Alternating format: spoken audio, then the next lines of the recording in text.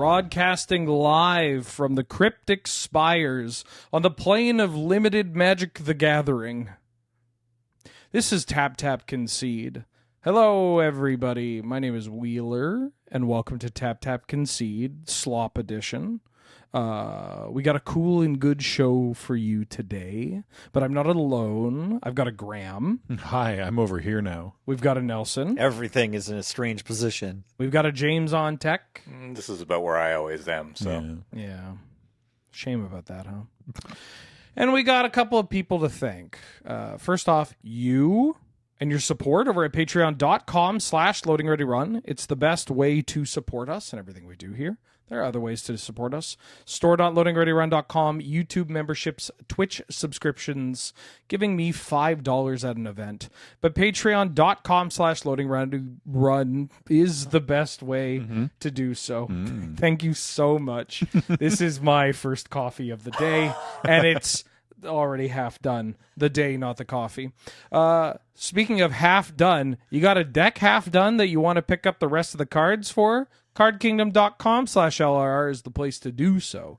Use that link to pick up your cards, and while supplies last, in the notes section, you can say, "Lur sent me button, please," and you'll get a small button that says something cute, funny, cool, haha. Haha. Card Kingdom, haha. That should be a good button. Yeah, that's a good. button. Haha. It just says haha. Also, Dragon Shield. Put those cool, funny, haha cards in Dragon Shields. Use code LRRMTG5 to get 5% off your order from Dragon Shields. And treat yourself. Have some self-respect. Yeah. You know what I did? You know what I did yourself? before this recording? What? I bought 600 count boxes of Dragon Shields on the way here. Nice. My closet is full of Dragon Shields, and I love it. And you should too. I really should have used the code, but you could do it in my stead. You could have gotten like $5 off. You could have paid for your $5 to give to Wheeler in an event if you had remembered to use the code. I went to Yellow Jacket Comics and Toys. So Okay, I get a never little mind. more That's than all right. $5 That's off, all if you right. know what I That's mean. all right. That's all right. That counts. He stole it. They were too distracted. There's just so much magic coming out. Whoa! All right. There's a lot of magic coming out. There is, yeah. Which means it's nice to have a break. It's nice to have a break where we slop it up. We should really talk about the slop branding for, filler is the way that I think I was of it. going to say, I was like, what are you talking about? We did not talk about this. No. And now I bet you're regretting putting me in this chair. Surprise! Yeah.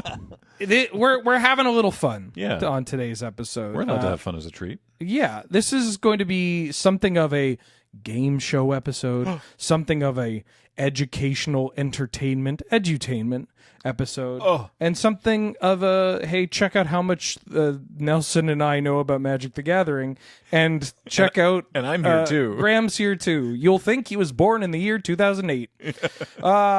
What we have here is What the Deck Doing, a timely meme reference for this show, where I have a collection of Magic the Gathering decks here, archetypes, that I will present to you and Nelson, Graham and Nelson, and I want you two to tell me what the deck doing. You don't have to get every little piece of information correct, but I want you to explain what the deck does, some of the cards that maybe show up, maybe, where you've heard of it, or if you've played it, or whatever, or if you've played against it. And this is based on the name of the deck. This is just based on the name of the deck. Oh, boy. If you don't know that, well, get your improv chops ready, because you got to give me something, or every wrong answer that you give means one coin will be placed in a meal in your future.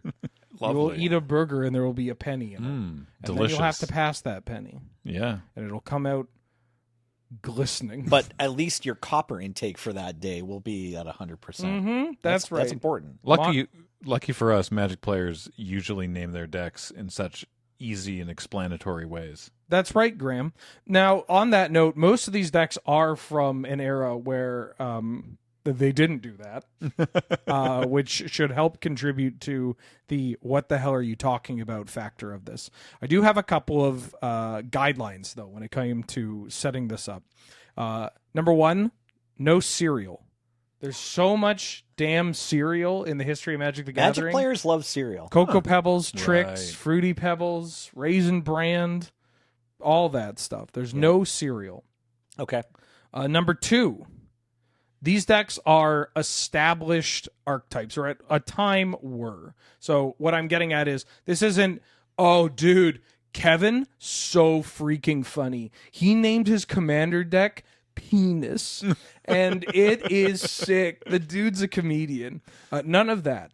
This is these are deck names that have been used in, say, a tournament coverage capacity. Like there's a large, well, one of these maybe not so much, but some number of these deck lists, a majority of them, would have been featured in articles showcased on, say, the mothership, on professional Magic coverage, or on like wiki pages. I have noticed Star in the City past, Games, yeah. in the past like 5 or 6 years that the Pro Tour has started, or I mean, rather not has started about 5 or 6 years ago. They started using like more explanatory names, like is it aggro, Yeah. rather than like the failings of Scrunglor. You know, like some sort of like whatever someone made up at their Ragavon's LGS. Revenge. Yeah, whatever someone made up at their LGS and sort of like took, and they're like, well, I guess that's what the deck name is called, so that's what we're going to call it on the Pro Tour. For me, the line in the sand was that PT at MagicCon Barcelona, where the dominant deck in the format was red, black,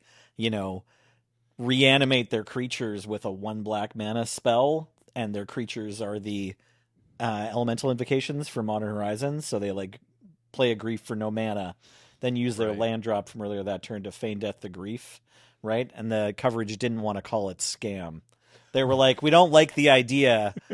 I'm sure there must have been a conversation internally that was like, we're not going to call one of our decks, the same thing that you call when your elderly relative gets talked out of a fortune. Yeah. We don't want that association. Also, just think of like how a search engine's going to take that. If you search Right. Magic the Gathering scam. Yeah.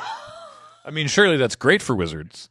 Actually, yeah, maybe this is a Disney's Frozen If you search scenario. if you search Magic the Gathering scam, then you get this deck list, and it's like, oh, okay, cool. Boy, the card quality's sure going down the drain. Let me see if. Oh, hey, that's kind of a neat synergy. So yeah, we look. I'm a Canlander player. I'm a Cube player. I like the stupid Scrumble's Revenge. Yeah. Dorko's Last Stand deck names. Yeah. But also, it's cool that somebody can turn on the broadcast and go, oh, white aggro, huh? Oh, neat. I got you. Great. get it. So I have a couple of what I'm going to deem relatively straightforward, easier. Okay. ones warm to- up to- round. Warm up round. All right. Let's start with one that's pretty straightforward. The Rock and his millions. I was hoping this was going to be the one you were going to start I think with. this is a pretty good. Like, chances are. Oh, and I guess I should say, check this out: audience participation. Post a comment if you have a guess for something that you don't know the answer to immediately, instead of Googling it. And let's have fun. Let's all have some fun. Wouldn't that be nice? Yeah. Anyways, The Rock and his millions. So I think I actually know both aspects of this, Oh, yeah? which is what the deck Doing. doing and where the name comes from. Yeah. So the deck, if I recall correctly, it's green black, which for a while I think was just called the Rock separately because of this deck.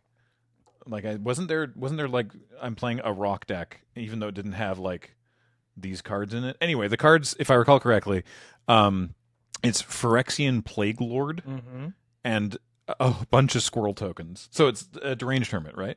Yes. Yeah, those are that's the millions, and it's you use that to. I actually forget what Phyrexian Plague Lord does, but it's you sacrifice all the squirrels to kill your opponent. Yeah, Phyrexian Plague Lord is a 5-mana 4/4 Phyrexian carrier minion.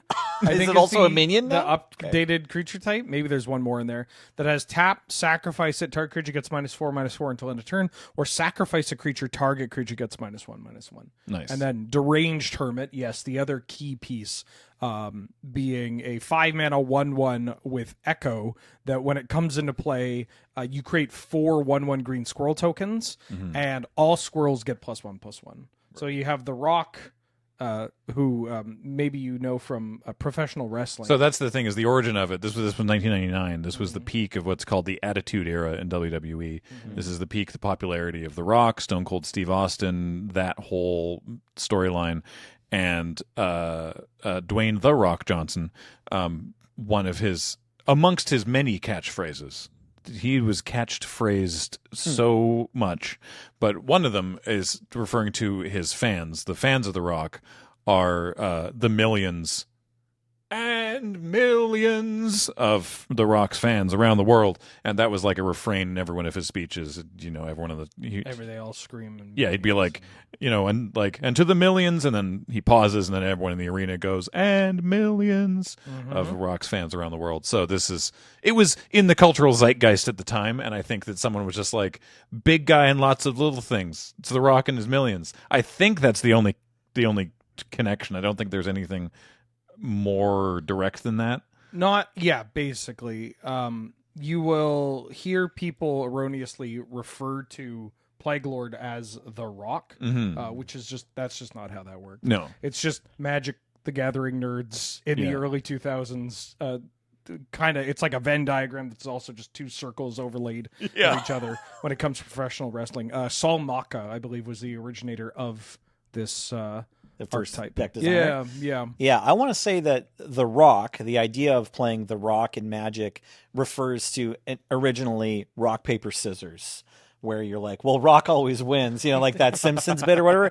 But we do talk about the rock, paper, scissors of just like, in a metagame, like you're going to have another deck that's a good matchup and a deck that's a bad matchup. And like the thing about the position of Rock, usually when we talk about like the deck metagame, Rock is the one that like has the closest to like the 50% matches, where it's like, you have a worse match and a better match, but it's kind of close. And so like ideally the better you play, the more likely you are to be able to like beat anything. And also the Rock is usually the one with like, it's kind of got an answer for every situation. Little something for everything. Little something for everybody. Like, this is the deck that plays the Maelstrom Pulse. It's like, okay, it's one more mana than Smother, but like it can target any non-land permanent. You got Hand Attack. You got Pernicious Deed to wrath the board. You got Ravenous Baloth to kill your opponent and gain a bunch of life. Yeah. And The Rock, I like what you're saying here, Nelson, because it is something that kind of gets swept away. And I just hit your mic, and that'll teach you.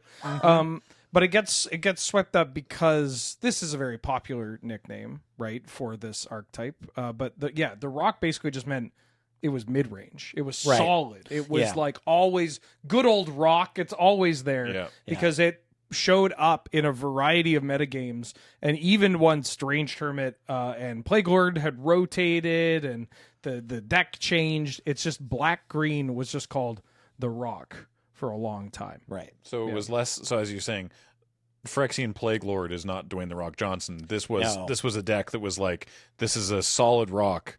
Oh, and it has a lot of little creatures. I mean, yeah. And wrestling is popular right now, so we'll call it The Rock and His Millions. Yeah, it's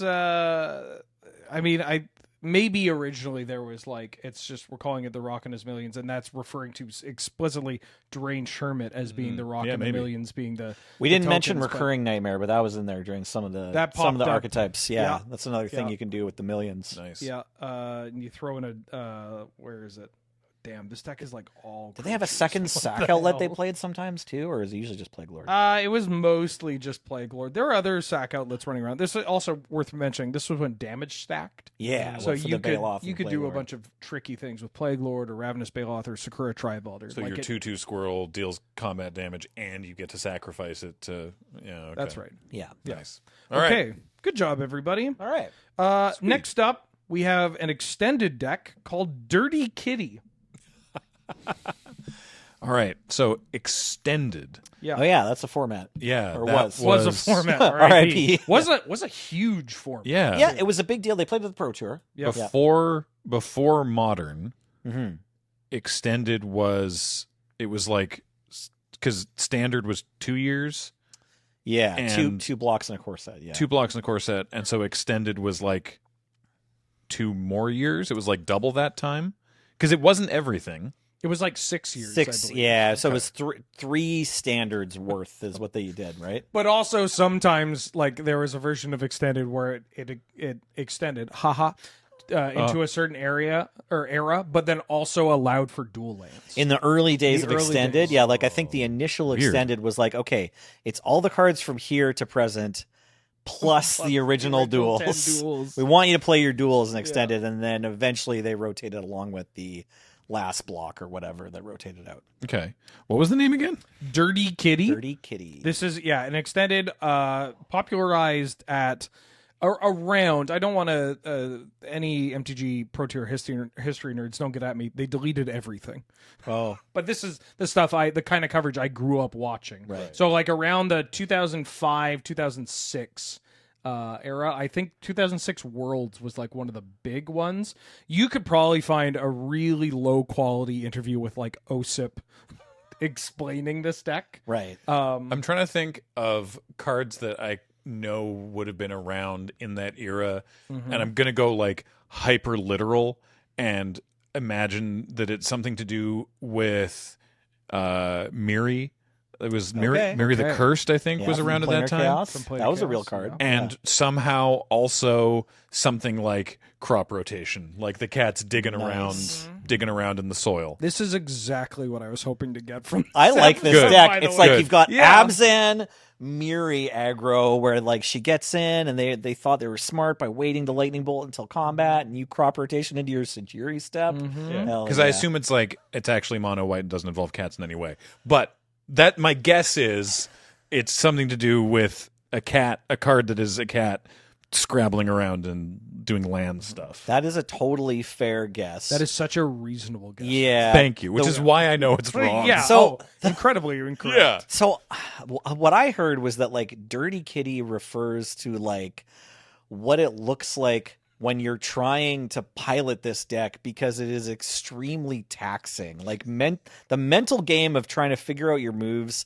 and play this deck at a reasonable pace in a tournament where you're not just like getting slow played into elimination.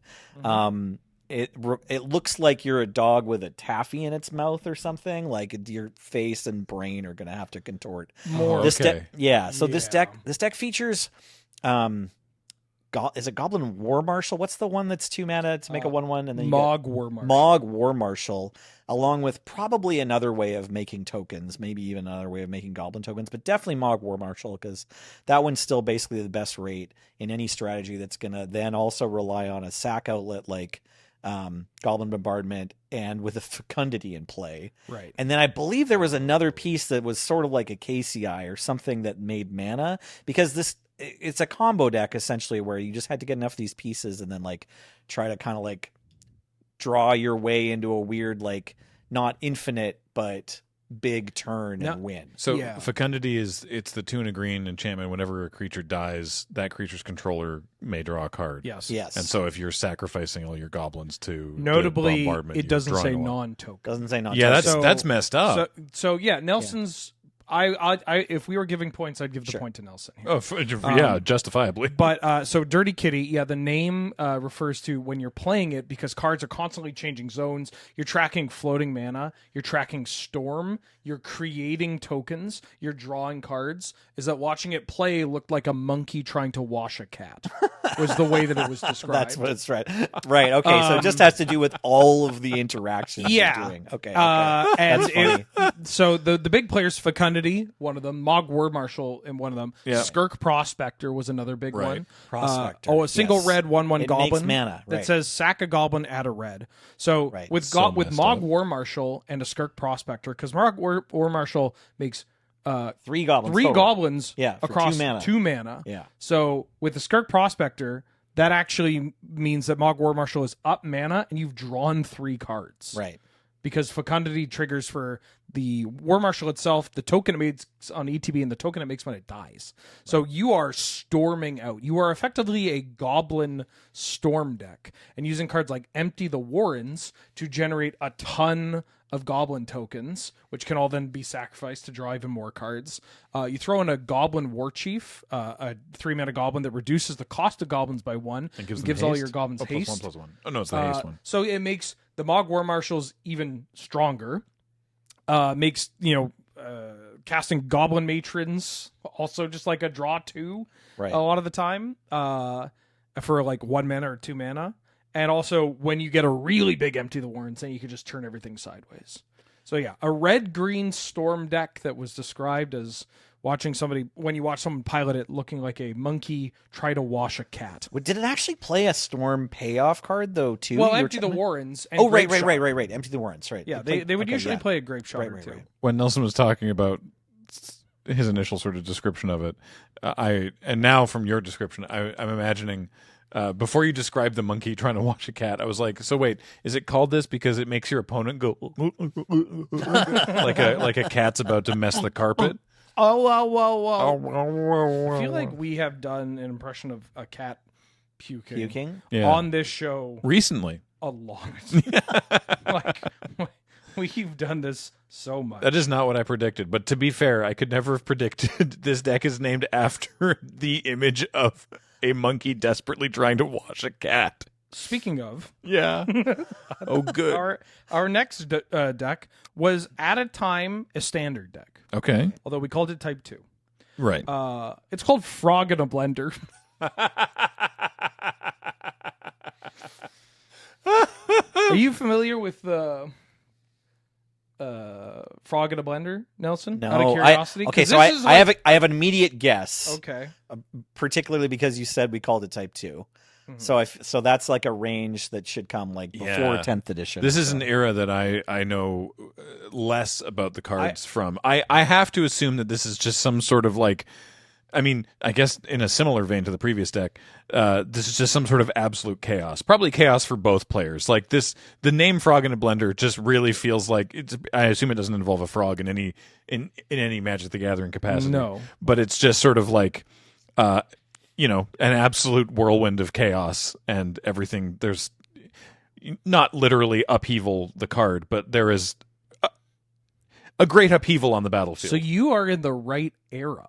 Okay. nice. Because this was a deck that popped up after Torment in Okay. the Odyssey block. Odyssey being the originator of Upheaval. All think right. think about this deck, because I think you could probably get it just by base principles of like what's white and black and red all over, and you could say a newspaper, or you could say a penguin in a blender or whatever. Right. Those kind of jokes that you Yeah, make as a kid. it sounds like some kind of Simic bounce. Like a lot of heavy tempo. I mean, I could be very generalist and be like, it sounds like a tempo deck, and just leave it there, but that's the coward's way out. So I'm just saying it's like, yeah, some sort of Simic tempo. Thank you and for not being a coward. Thank you. I wouldn't be able to block warriors. I assume a lot of bounce and counters counter spells, not +1/+1 counters. Yeah, I don't know. So when I first heard the name, I thought Anorid Brushhopper Astral Slide. Because it's like you got a frog that gets played in this green-white value deck, and it flickers around in and out of play. It's like a blend. It's like it's in a blender because it's all over the Brush. Shout out to Anorid Brushhopper, real card. Yep. I'm sure it's a real card, but what a pull! I yeah. want to see this one. One white and a green for a 3/4 frog. That's right. Frog Beast. I Frog believe Beast. Yes.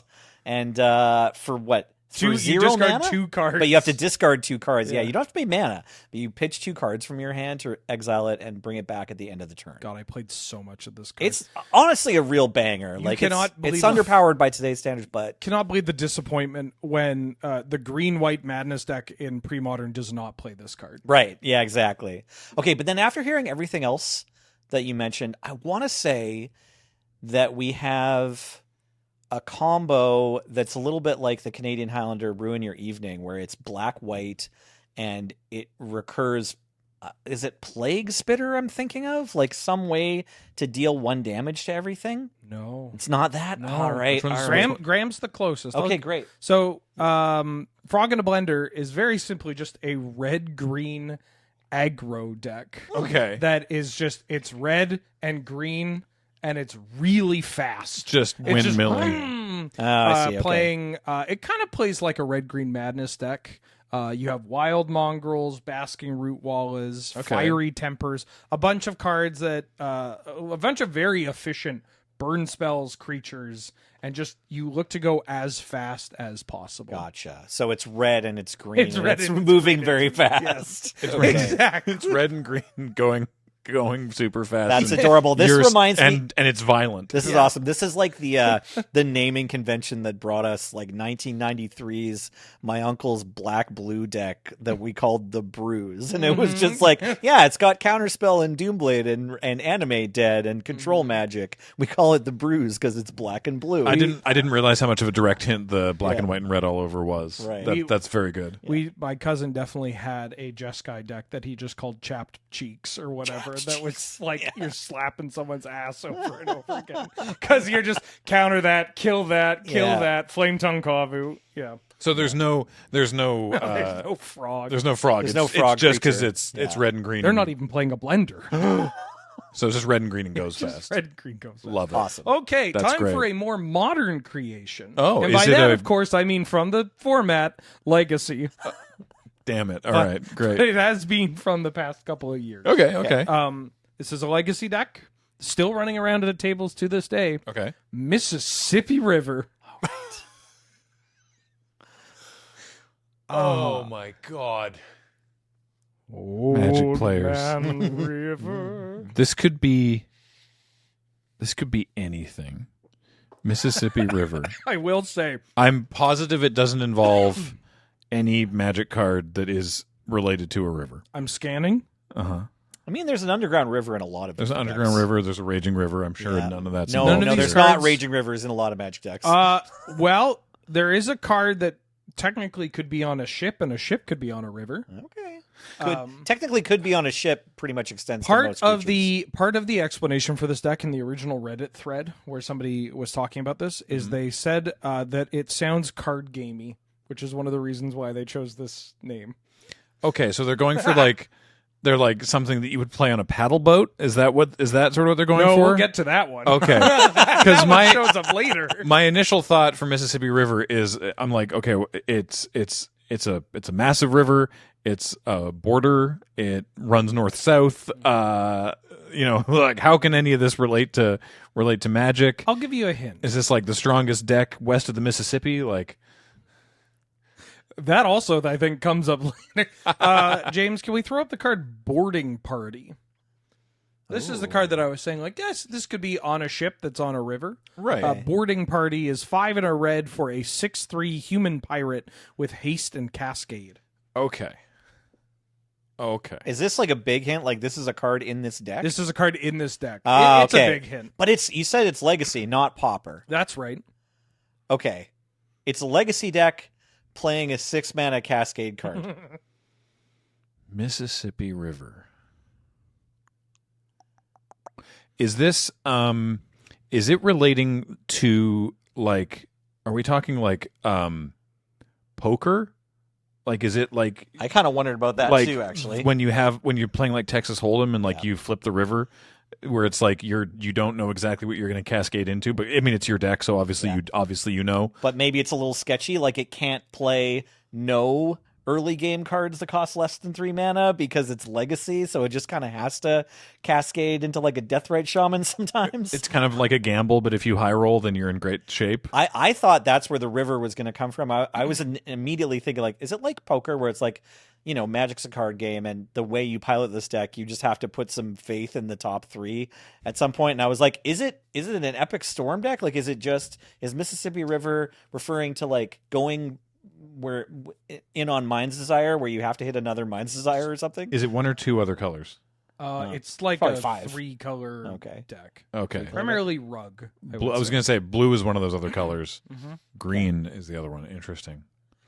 So, Okay. no, do you want me to go or what? Yeah, if you got it. What do you got? No, I don't have it, but that's Oh. okay. I want to guess Yeah, that it is a Legacy deck trying to go for these big Cascade cards as fast as possible, but uses Veteran Explorer to get there and plays some cards that are smaller in mana cost, and so sometimes has like big whiffs where you just get a 6/3 haste. Veteran Explorer would make a nice fit, but not. No, It's not in it? All right, Okay. all right. So Mississippi River is a Cascade deck Right. Yeah. that is built around playing so many Cascade cards. It's just 30 lands of almost like 24 Cascade cards. Is it just all the lands that come into play tapped and sack for 2 or whatever? Yeah. Or tapped? Okay. Two yeah, all two right. Emrakul That was the me my Aeon next Storm, guess. usually. Okay. Okay. And 4 copies of a card called Creative Technique. James, if we could Oh, get right. You Creative discard it Technique. for mana? So is it called Mississippi River because just the overwhelming No. power and volume of the Cascade? For in lack of a better name, I'm going to call this Mississippi River because the stack tends to grow to double-digit numbers of items, and with multiple self-propagating branches. And it sounds Okay. card gamey. Right. So Okay. Creative Technique is a spell that has the demonstrate keyword Okay. that says when you cast this, you may copy it, and if you do, you choose an opponent to also copy it. You shuffle your library and reveal cards on the top until you hit a non-land. You exile that card, put the rest on the bottom in a random order, and you cast that card. So presumably, I need to read that again. You keep going. presumably, you are going to Creative Technique into another Cascade card, which will hit Creative Technique, or will hit, say, Tybalt's Trickery to target one of your previous spells, to then flip into another Cascade card or a Creative Technique, or ultimately you hit an Emrakul and you put Emrakul into play and you win the game. So How do you? Man, Tybalt's Trickery is still alive and well. How does the stack branch? It's like you're like 10 deep, and then someone's like, "All right, then I'm going to counter this one back here at like number 5, and if that one gets countered, then these cards all cease to exist." But then we're No, it doesn't. it's just a really long, like, think about how you would lay out cards in a stack, right? Like, you play a spell and your card goes here, and then I counter it and my card goes here. Yeah. And then someone's like, well, I'm going to respond with a brainstorm, and they put it there, and it kind of stacks like that. That just happens when you cast this card, because you're like, stack my card, cascade here, cascade into this, which cascades into this, which then hits a Creative Technique, which then you are going to get a Creative Technique, but then I get a Creative Technique, and then you try to counter my Creative Technique, and that happens, but my other Creative Technique will trigger after the counter. Like, it's just saying that it's a mess. okay. Is this Is this from Secrets of Strixhaven? Yes. That's the most sorry, recent reprint. Strixhaven School of Mages Commander. Oh, original Commander Strixhaven. 2021, yeah. Okay. Shout out to Jag Revi for this, I believe the creator of this deck. At Nice. least the Reddit thread from That's 3 wild. years ago. Yeah, this deck's cool. There's also a Canlander variation of this deck. Right. That's what I played. Like, or sorry, I didn't get it on camera because that night the Surge in your match or something took an hour and a half or whatever. I just like, or no, it wasn't Surge. It was it you and Alex or you and Angel? I don't know. So we had an FNPF where Wheeler helped me put together Canlander, Mississippi River. That's not what we were calling it. Ben We were and just calling Surge. It was Ben and Surge. It was Ben and Surge, Ben Elmer and Surge. Yeah. So they had a match that just like went for like the first 2 hours of that stream. And so it wasn't Surge because I played Surge in the, maybe that was during round 2. I did that because I was showing up for round 2. Anyways. I You guys just had a game in the friend zone. Yeah. We just had a game in Yeah. the friend zone. Then I took that deck apart after that. I gave you back. your I cards. have played this deck on Friday Night Paper Fight. Okay, nice. Yeah. Which look at that. It's VOD. cool. It's fun. Yeah. The next deck, Team America, a legacy deck. Okay. Surely Yeah. it's white, blue, red. No. Damn it. No, I think that I'm gonna guess the answer to the colors of this deck is a little bit sadder than that. Is it Blue, black? What is do you it mean? mono white? No. Oh, it's not mono white either. Okay, it's not the deck I was thinking. No. Because you hear Team America, what are the next 2 words you think? World Police. Yeah, and so which deck are the cops in Magic the It's Gathering? blue and white. Well, it's usually just white, Yeah. and it's usually just creatures that make life miserable for your opponent. I was thinking specifically of Ravnica with the Azorius. Oh, or that's the- fair. the No, that's cops, fair. but That's yeah. a correct lore answer also. Blue is in the color All combination. right. So it does include blue. Yep. What's But Team it's not America? Jessica. No. Was it just brewed by actual Magic the Gathering Team America, like No. Brian Kibler and Louis Scott Vargas? Nope. Okay. All right. I've heard of Team America before. Mm-hmm. Does it involve planeswalkers? Now we're just playing guessing. We're supposed to be improving. Sorry. Sorry, you go ahead, Graham. Oh, sure. I mean, Yeah.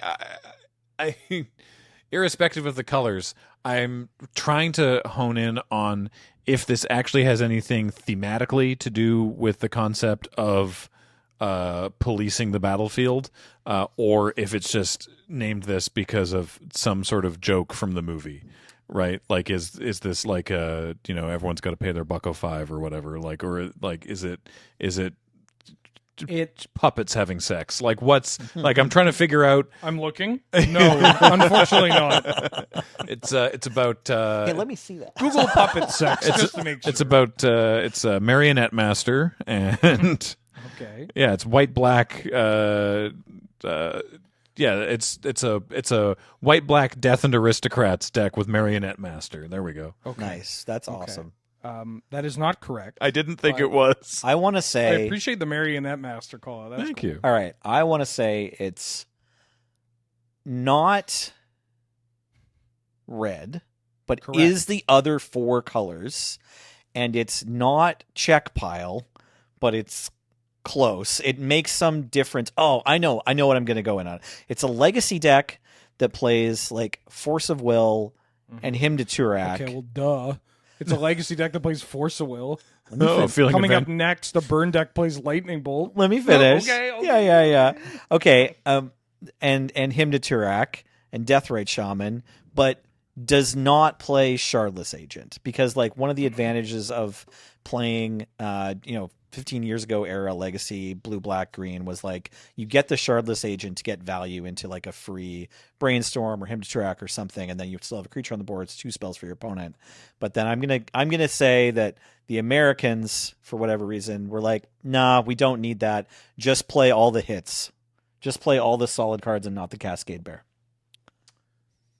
Okay. You at the end there, you kind of got to it. Close. Yeah, It I've been in is- the room when people are talking about this, I think. It is a Sultai deck. Okay, it's not white. So All right. blue, No black, white. and green. Okay. And it has been described as this is one of those ones where the exact origins, like who knows if it was they came to this archetype because they thought it was legitimate, or if they were just clowning on American legacy players. Sure.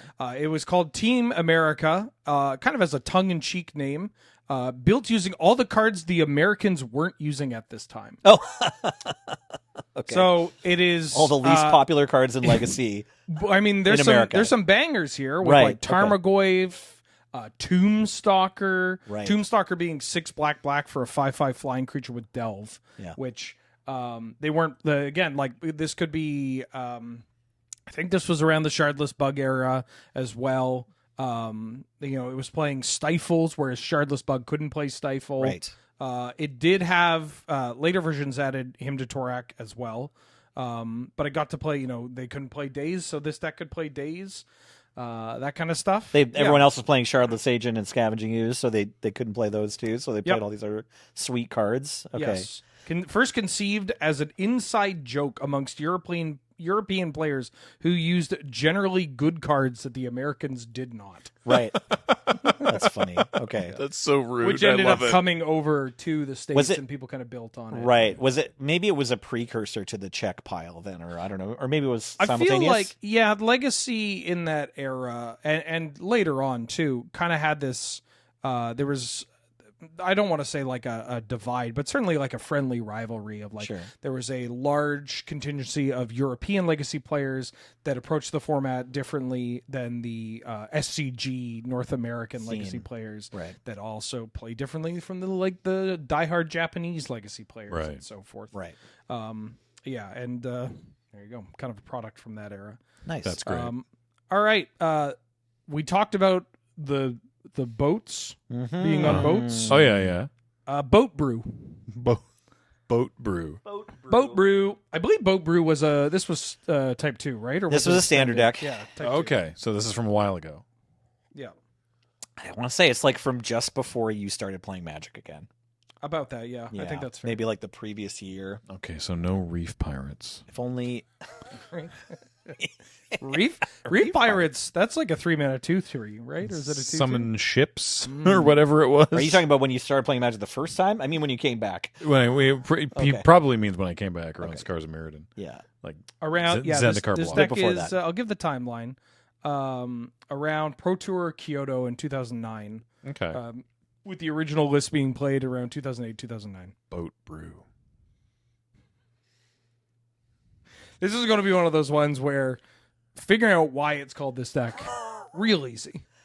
But telling me what's in the deck, I mean, it's impossible. Is it real easy? Because it could No, I be think- anything. no, it I could think- be like No, it's they- completely divorced. Yeah, It could be like they thought of it on the ferry.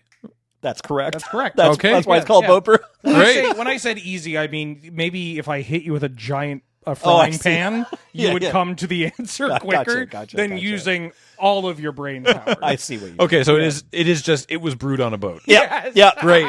Good. It Okay. was- Specifically, the Magic it was Cruise. Magic Cruise qualifier. Yeah. the qualifying event that they had on the Magic. I forgot about that event. That's a thing that existed. This Yeah. one, this deck's from like the initial Magic Cruise, I think. Well, I sure as heck don't know anything that could be in that deck. That's okay. Yeah, unfortunately, Boat Brew doesn't give any indication of what the colors or strategy or cards could possibly Hey, be. good news. Looking at the deck list doesn't do that either. You look at this list and you're like, What are so you what's thinking? the overlapping theme other than it's the same mana, like the colors across? To All right, understand, tell me about Boat Brew. So to Nelson. understand what was going on with the evolution of Boat Brew, like the genius that is Boat Brew or whatever, and I want to shout out the deck designer. It's one of the Bryans. There's so many Brian Bryans. Kowal. Kowal. Brian Kowal. Thank you. Yeah. I didn't want to say the wrong one. Anyways, Brian Kowal's like initial foray into like stardom as a deck designer, I think, was Boat Brew. And so at the time, the corners of standard were like still Jund and fairies, right? Like it uses Lorwyn Shadowmoor cards with Shards of Alara cards, if I'm recalling correctly. And so, you have like Jund and fairies running around. And this deck says like, well, I want to try to outvalue fairies and not get completely locked out of the game. And then I also need to have like a way of beating Jund. So it relies heavily on Revelark to get back Murderous Redcap, and then there was another really good value creature in there that like draws you a card or leaves something behind when it dies or something. I don't remember which one, but yeah, it regularly would either evoke or just cast and block or attack, and they'll beat you up with Revelark. Like the ideal game plan if your opponent's behind is you can start attacking with this, and then if they ever kill it, like, well, you've just got a backup plan in your graveyard to get it going again. But it also was around this, I'm pretty sure when this deck came out, Volcanic Fallout was available. And so it was like in that era where the power of fairies was kind of shifting. A lot of people were playing Jund, and this was a cool red-white kind of value mid-range deck that had game against the other pillars. That's Yeah. It was basically a red-white mid-range card advantage grindy Yeah. deck. I'm trying to remember what else came back from the graveyard. Siege Gang Commander. Right, Siege Gang was in there. Oh, yeah, okay. Yes. Yeah, Siege Gang Commander printed in 10th edition and M10 as well. And the Jund decks were playing this card too sometimes. Like it took them a while. Yes, but they yeah, started playing it. yeah, for sure. Ranger of Eos for Figure of Destiny. Ranger Vios for Figure of I Destiny gotta, in this I deck gotta too. tell you, Yeah. no, because like this deck, You get your Figure of Destiny back with Revelark. It put up some numbers. Yeah. it wasn't obviously as good as fairies or anything, but like Yeah. it did put up some numbers, had some charm to it. Hearing like, so you're looking to beat fairies by casting the 6-mana card is so funny to me. Yeah. It's just true. they're like, oh, broken ambitions for one. Anyways, that's Boat Brew. And they've just brewed it on the cruise. On the That's yeah. I can't imagine doing that because I'd be like, well, now I need to find copies of these cards. Did anyone bring these cards on this boat? Where can I find Magic players on this boat? Well, no, but I mean, just the fact that if you're brewing an outsider list, Yeah.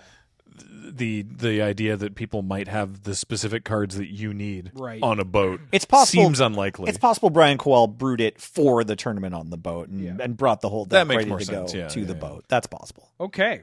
We're entering the final collection of decks here. Okay. Let's go with George W. Bosch, an extended deck from Pro Tour New Orleans. Please tell me that Bosch is at least in the deck. Yes. Okay, good. Good, because I wouldn't put it past Magic players, but that's fine. All right, so Bosch Iron Golem is in the deck. Shout out to Bosch Iron Golem. Yeah. If we can get him on the screen, one of the coolest badasses to ever exist in this game. Honestly, 8 mana, 6/7 artifact creature golem, legendary creature at that. Trample, pay 3 and a red, sack an artifact, deals damage equal to the sacked artifact's mana value to any target. and a rare piece of, is it Braum art? Yep. Pretty sick. Classic Braum art of a guy in one part of the frame facing the other part of the frame. Yeah. Yeah. And the idea of a background. Okay, so what makes it George W. Bosch? Well, yeah, just what else yeah. is in this extended deck We could that features have- Bosch? We could have, like we could have it could be red, white, and blue again. It could be something to do with, like what era is this? 2003. That's correct. This could be something to do with, it could be very tastefully inspired by the concept of shock and awe. It could be, I want to imagine that it's in some way referencing Now Watch This Drive, that you're just throwing stuff at your opponent. Bosch does not. Well, I mean, technically, okay. This is a little part of it. Okay. I don't know if the timeline lines up. This deck does play 3 copies of Lightning Greaves, so it can involve shoes being thrown. Oh, that's even funnier. Oh goodness. You're pretty much hitting the nail on the head. Okay. I'll say. Like, it is a... It's just some sort of reference to like some dumb thing he said. Yeah, it's just a car. It's kind of just a... They put Bosch in here, and the president of the time He was George the W. president. Bush. So they called it George W. Bosch. And there are a lot of prison elements going on in this deck. Okay. I wasn't going to guess that. I wanted to say this deck is in the extended after Kamigawa and features some card with Goryo in the name to get Bosch back from the graveyard and then run Bosch at your opponent. You mentioned Lightning Greaves already. I was thinking maybe Goryo's Vengeance gives it haste. Al Goryo. Al Goryo and George W. Bosch together. And then maybe... Because it has that 4-mana ability that's pretty relevant, maybe you're also jamming affinity creatures, like you have Mirror Enforcer in this deck and Artifact Land. Well, you can't have Artifact Lands extended, or can you? So this is right after Mirrodin got released. Okay. And Pre-Kamigawa. you could still play 4 copies of Tinker in extended. And okay, Artifact cool. Lands and all the goodies that came out of Mirrodin, including such hits as Mind Slaver, Platinum Angel, of the aforementioned George W. Bosch, welding jars, all that stuff. So it was a Goblin Welder blue-red deck with some prison elements that looked to just put a big dum-dum into play. Okay. One of the biggest dum-dums. Is it also on Metalworker or no?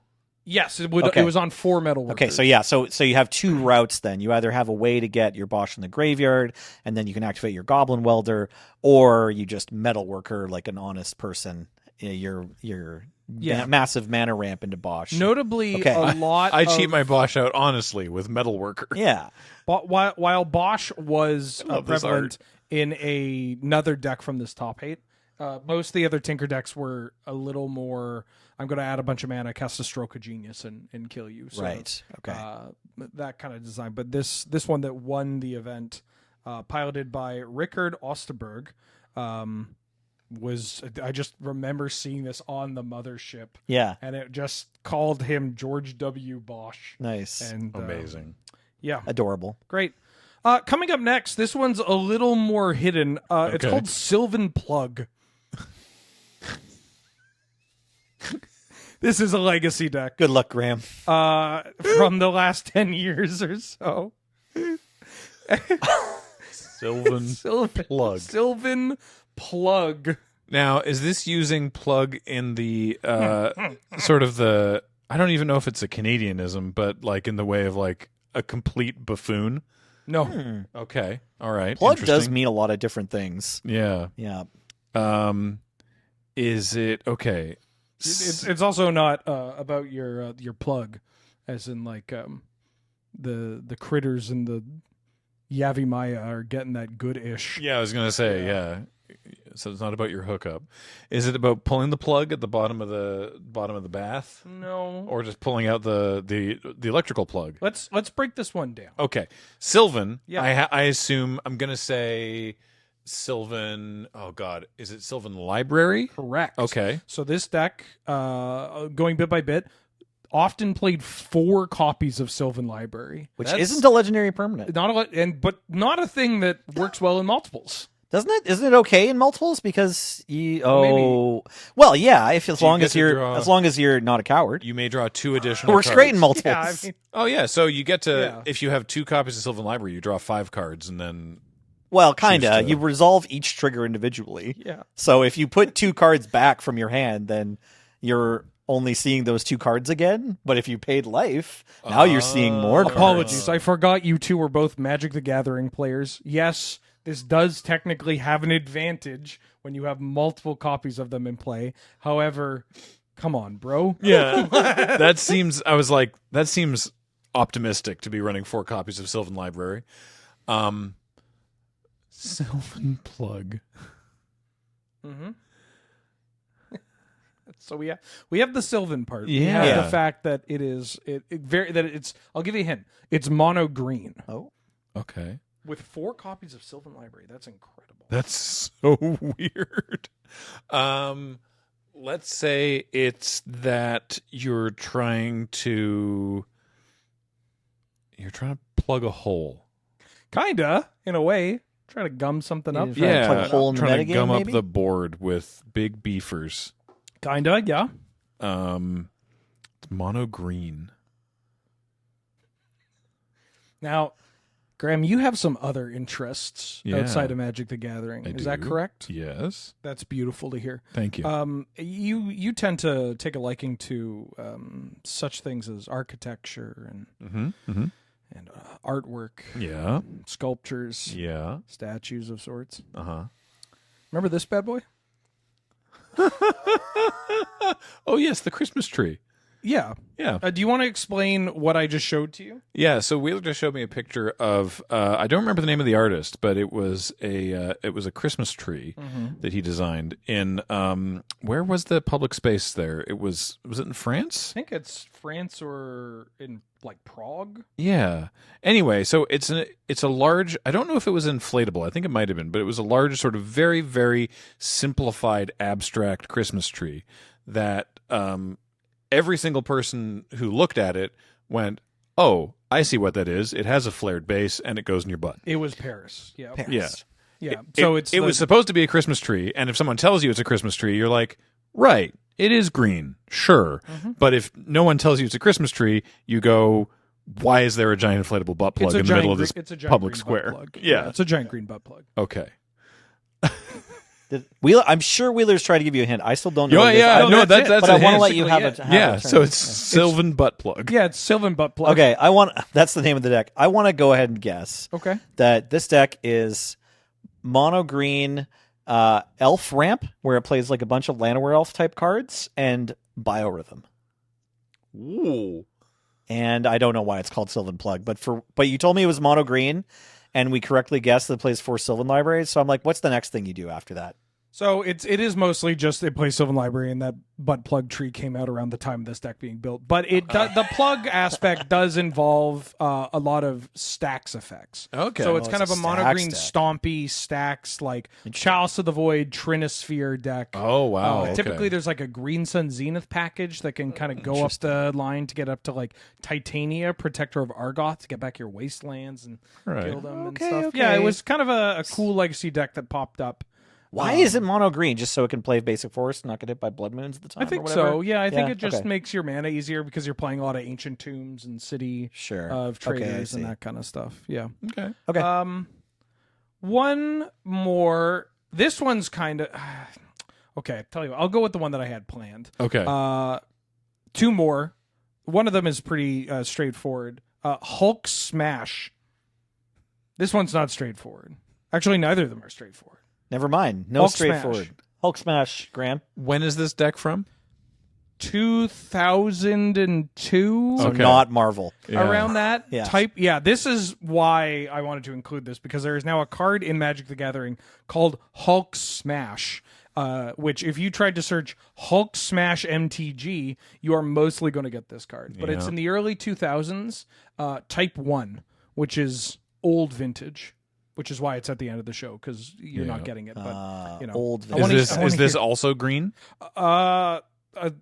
Partially green? Yeah, occasionally had some green. Okay. There is a Green- famous Magic card called Hulk from before Hulk. I was going to say there's Protean Hulk. Is it a Protean Hulk deck? Oh no, that would be way too smart. Way too easy Is and it straightforward. Okay. what's the other Hulk? There was another early one. I'll take your word for it. Wasn't Phyrexian Hulk? No, that's not a card to build a legacy deck around. Is it red green? It is primarily blue black, but it tends to have access to a series of cards across all colors. The sideboard often plays red and green. I've got my guess ready. Now, I assume that the name is referencing the fact that it's not actually any sort of mechanical thing. Like, it's not actually to do with like aggro or big creatures. It's more just that it feels like you are beating your opponent into a pulp. Your opponent feels like they are being repeatedly beaten to a pulp by a giant gamma irradiated weirdo. kinda. There is a giant weirdo that is involved in this process. I think that's fair to say. There is one card that does show up often that really pulls this all together. That kind of brings the Hulk Smash to fruition. But Nelson, I want to hear. Yeah, I don't your know. guess. Well, when you said it was primarily blue and black, and from that era, I eventually came around to thinking this is Sutured Ghoul Reanimator with a way to give it haste. I like that guess. Wow. Okay. It is not, All right. but I like that guess. Okay. James, can you pull up the card Psychotog, please? Oh. So this is Psychotog, also known as Dr. Teeth. Yeah. Very good, yep. A 3-mana blue-black creature that's a 1/2 that says discard a card from your hand, give it +1/+1 until end of turn. Exile 2 cards from the yard, give it +1/+1 until end of turn. For the longest time, the best creature in the game. Oh, yeah. You know what'd be sweet? Is if we cut that generic mana off of there Nope. and made you able to give it flying. Nope, no, I'm good. Okay. Hey, how about we make the +1/+1 permanent? Yeah. And also, for some stupid reason, if it hits planeswalkers, you still draw a card. Oh, yeah. That's really okay. So, Hey.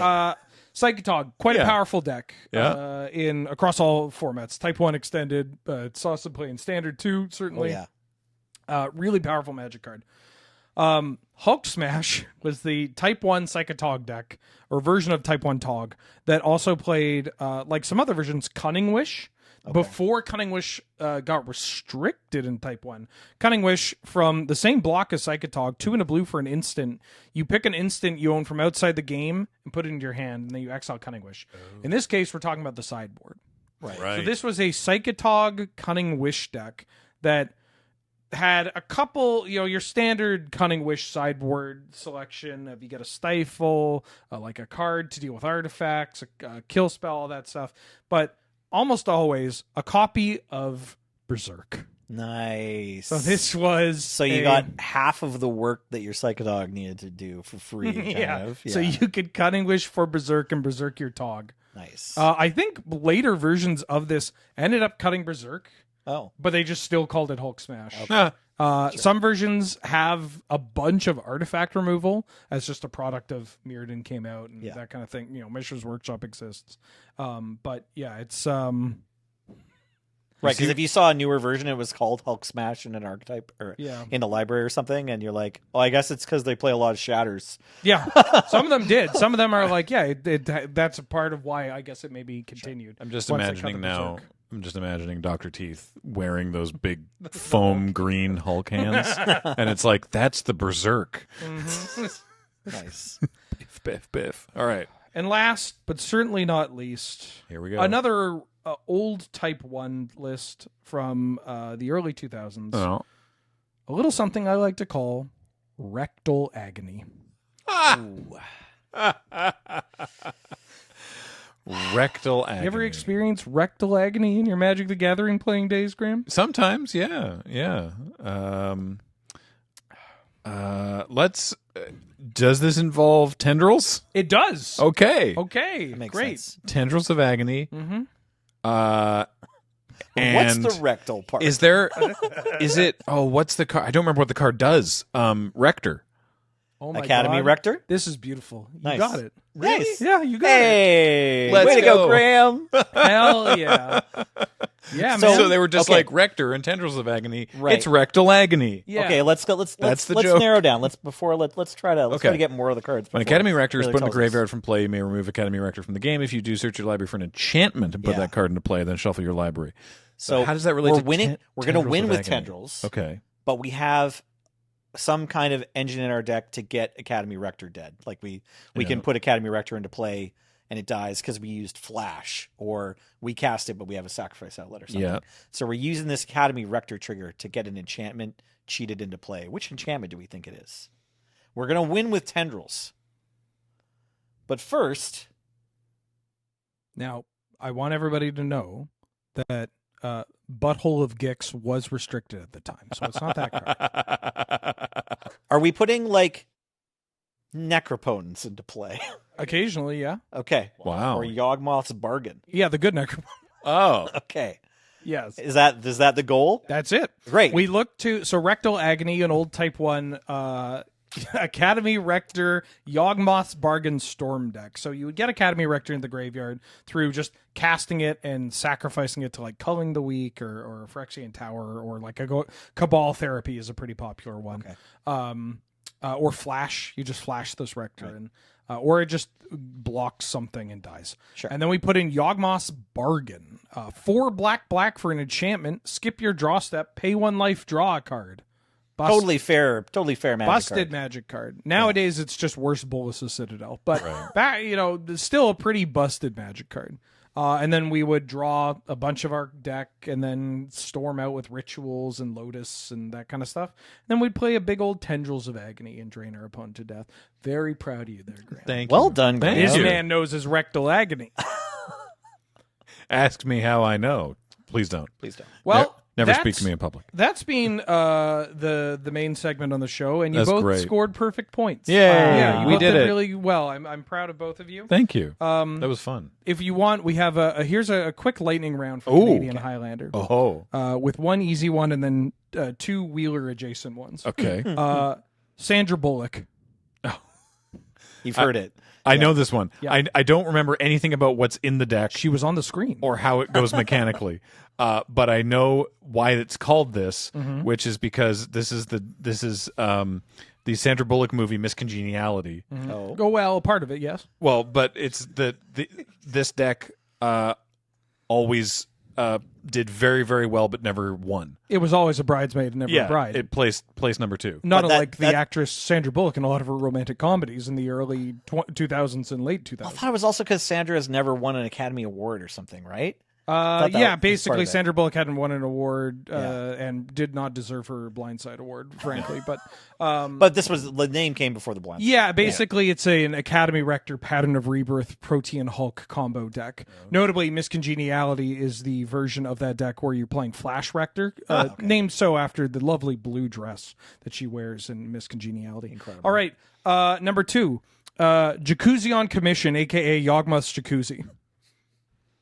I got nothing to you. So Wheeler had a phase where various combo decks were kind of getting woven together. This is like in 2021 or something. Oh, this is before that. Before that, maybe 2019. Maybe it was like early-ish in Wheeler's like I can't take solo full- streaming career. I can't take full credit on this one. That's fair. This Okay. is also an Adam Price creation. Okay, shout out to Adam Price.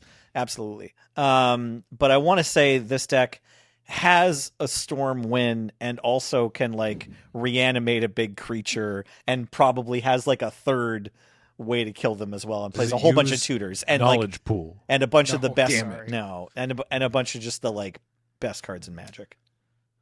Nelson's kind of. I'm in the aura, yeah. I'm in the atmosphere. When I tell you to think of a greasy, grimy salesperson, or the greasiest kind of person you can imagine, what comes to mind? like a used car salesman. Yeah, right? sure. Yeah. Stereotypical 1980s used car salesman. Sure. What would be greasier and grimier than a 1980s used car salesman? Are you talking about a jacuzzi salesman? A used jacuzzi salesman. Oh. So it's a Lands Second Sunrise Fast Bond Reanimator Storm combo deck that is so grimy and greasy and just disgusting to think about. Not unlike somebody who is selling jacuzzis on commission. Right, jacuzzis Used on jacuzzis commission. on commission. Yawgmoth. Yeah, Yawgmoth is selling jacuzzis on commission. Amazing. And finally, Yolks on the Shag. Yolks on the Shag. This one's named after some Magic cards, This right? one- yeah. Like the name of the deck is a clue to what the cards are. Yeah, I have to assume this is an eggs deck. Eggs somewhere. That's right, Graham. Yeah. Partially, yeah. but then it's got. Shag. What's the Shag? Does it have a carpet of flowers? No. A different carpet card though, or a different rug. Rug? Rug. Oh, is Okay. it just a blue, red, green? Blood Eggs is a deck. blue, red, green It egg doesn't deck. play white. This egg deck doesn't play white. Eggs was traditionally a Bant deck, Yeah. sometimes a 4-color shell. So, Why is it not just are we eggs on the Goblin rug? Welder, or Why is do it we- called Yolks on the Shag? Yeah, do we- why is it not just called yolks on the rug? Because we're that's too easy. We're just paradoxical outcome with the good red and green cards It's a to support red. us. It's a Rug or Temur eggs / Cart Clan Ironworks combo deck that used Song of Creation and stormed off. Right. So it did kill with a lot of the same cards, but in a different way. And And once I don't know if you've ever accidentally dropped an egg into shag carpet. It's never getting out. I have Right. not, but that sounds awful. Yeah, does exactly. sound terrible. And it was, and it is. And that's a little trying to play eggs with a pre-Pandini Wheeler joint that may have only gotten worse as he was locked in his house. It's a fun deck name, Yeah. though. You shouldn't carpet the kitchen. I'm just going to say it. Oh no, I was cooking in the bathroom. Yeah, Good. Good. a room that you should always carpet. Yeah. Well, of course, it came pre-carpeted, and I asked them to put a second layer on top, The idea of like trying to Seattle. playing eggs without Second Sunrise just seems like training with a weight belt or something. You know, like sure, go for it. Like you do you, but it just seems like this is You saw gotta how be much I was winning with that deck back then. unnecessarily Yeah. hard. Rock Lee needed to put on more weights. Sure. I can't wait for the underlayer tour. Anyways, thanks for watching What the Deck Doing. I hope you had fun watching this. I certainly had fun putting this together. I hope you two had fun Oh, playing this was great. I want to do this again. My great, brain's because broken. I've got more, and they only get more esoteric. I actually reached out to Justin. I'm actually level 1 for some other type 1 deep cuts. Nice. Did not get back to me in time, mostly because I messaged him like 15 minutes before we started recording. But like, there'll be some wild ones out Great. there. Let us know in the comments section if you got any of these, if you have any memories with these decks, or if you have some deck names that we should use for a future episode. If you do, don't put them in the comments. Well, spoiler tag. them. yeah, there you go. Yeah. Yeah. Yeah, Use do the those. spoiler tag. Do that. Maybe just this Confirmation video that Graham reads all the comments. we could take off reading the comments. Maybe. Thanks for watching, everybody. Thanks for tuning in. Reminder that everything we do here is brought to you by you and your support over at patreon.com/loadingreadyrun. It's the best way to support us. There are other ways to support us. Store.loadingreadyrun.com, YouTube memberships, Twitch subscriptions, and giving me $5 at an event. But patreon.com/loadingreadyrun is the best way to do that. Also, Card Kingdom. cardkingdom.com/LRR, sponsor of this show and all of our Magic content. Use that link to pick up your cards. Really helps us out. Maybe you heard some cards or some decks that you want to put together. Wouldn't recommend building Rectal Agony. You're going to get banned from your store and your vintage tournament. But while supplies last, when you make an order with that link, you can say "Lur sent me button, please," and you'll get a small button that says something cute, funny, cool, ha ha ha. Also, Dragon Shield. Use code LRRMTG5 when you make an order from Dragon Shield to get some new sleeves. Get 5% off your order. Let them know that we sent you there, and you know they're Dragon Shields. If I just bought some, you should buy some too. Thanks for listening or watching, for tuning in. I've been Wheeler, joined by a Graham, And millions. a Nelson, She's going to get that award someday. a James on Tech. That was me. And we'll see you next time. Bye-bye.